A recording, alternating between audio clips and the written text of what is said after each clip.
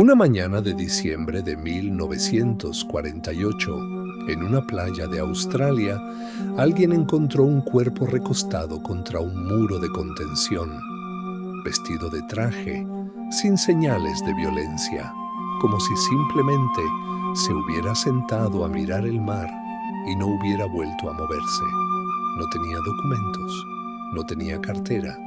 Las etiquetas de toda su ropa habían sido cortadas, una por una, a mano.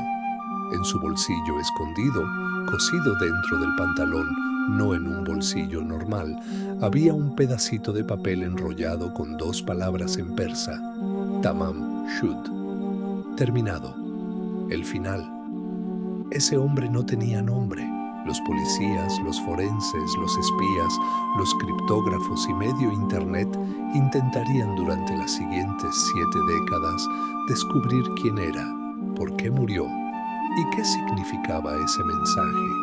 Y cuando finalmente creyeron haber resuelto el misterio, en 2022, se dieron cuenta de que solo habían resuelto la mitad.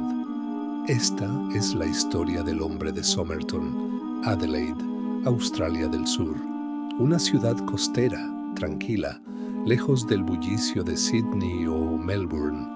El 1 de diciembre de 1948, poco antes de las 6:30 de la mañana, dos personas que paseaban por Somerton Park Beach notaron algo extraño. Un hombre recostado contra el muro de contención de la playa, con las piernas estiradas hacia el mar. No se veía como alguien dormido, tampoco como alguien claramente muerto, simplemente inmóvil. De hecho, no fue la primera vez que lo vieron así. La noche anterior, alrededor de las 7 de la tarde, otras personas en la playa lo habían notado en la misma posición exacta. Uno de los testigos incluso comentó que parecía estar borracho, porque de vez en cuando movía el brazo derecho, como intentando fumar un cigarrillo que no terminaba de encender. Nadie se acercó. Nadie llamó a nadie. Era una playa, era de noche, y un hombre recostado no llamaba tanto la atención. A la mañana siguiente, ya no se movía. Lo que nadie sabía en ese momento es que ese detalle, que alguien lo vio con vida horas antes, en la misma posición, se convertiría en una de las piezas más perturbadoras del caso. Un médico, el Dr. John Barclay Bennett, examinó el cuerpo en el lugar. Por el estado del rigor mortis, calculó que la muerte había ocurrido no antes de las 2 de la madrugada. Su diagnóstico inicial: paro cardíaco, posiblemente causado por envenenamiento. Pero aquí ya empezaban las contradicciones. Si la hora de la muerte era correcta, no encajaba con los testigos que lo habían visto moverse la noche anterior. Y si había sido veneno, ¿cuál? Porque cuando finalmente hicieron la autopsia completa, no encontraron rastro de ningún tóxico conocido en su sistema. Revisaron sus bolsillos: un boleto de tren sin usar hacia Henley Beach, un boleto de autobús, chicles, cigarrillos de una marca inglesa, pero guardados dentro de una cajetilla de otra marca distinta, como si alguien hubiera cambiado el paquete a propósito. Un peine. Y nada, absolutamente nada, que dijera quién era. Ni billetera, ni reloj, ni anillo, nada con su nombre. Y luego venía el detalle que más tarde obsesionaría a investigadores de todo el mundo. Cada una de las etiquetas de su ropa había sido cortada, no arrancada por accidente, cortada con cuidado, una por una, como si alguien, él mismo u otra persona, hubiera querido asegurarse de que ese cuerpo nunca pudiera ser identificado. La policía hizo lo que se hacía en 1948 para identificar un cuerpo. Publicaron su fotografía en los periódicos, tomaron sus huellas dactilares y las compararon con registros de todo el país, e incluso del extranjero. Nada. Ningún resultado coincidía. Ninguna persona desaparecida encajaba con su descripción. Revisaron reportes de personas desaparecidas en Australia. Nada. Contactaron a otros países. Nada. Su cuerpo, calculaban los forenses, correspondía a un hombre de entre 40 y 45 años, en buena condición física, con músculos de las pantorrillas particularmente desarrollados, algo que algunos interpretaron como típico de un bailarín o de alguien que usaba mucho botas de tacón alto, como las que se usaban en ciertos deportes, o incluso, especularon, había sido dejada en consigna un día antes de encontrar el cuerpo. Dentro había ropa con las etiquetas cortadas, salvo 3 prendas con un nombre escrito: Tekin. La policía investigó, pero ese nombre no llevó a ningún lado. También había un estuche de costura, hilo poco común usado en aviación, y un lápiz. Objetos cotidianos que no revelaban nada sobre quién era. Meses después, alguien revisando el traje encontró un bolsillo diminuto, cosido dentro del pantalón, prácticamente invisible. Dentro había un papelito con 2 palabras en persa: Tamam Shud. Significa terminado, y es la frase que cierra el Rubaiyat de Omar Khayyam, un poemario persa popular en Australia durante los años de guerra.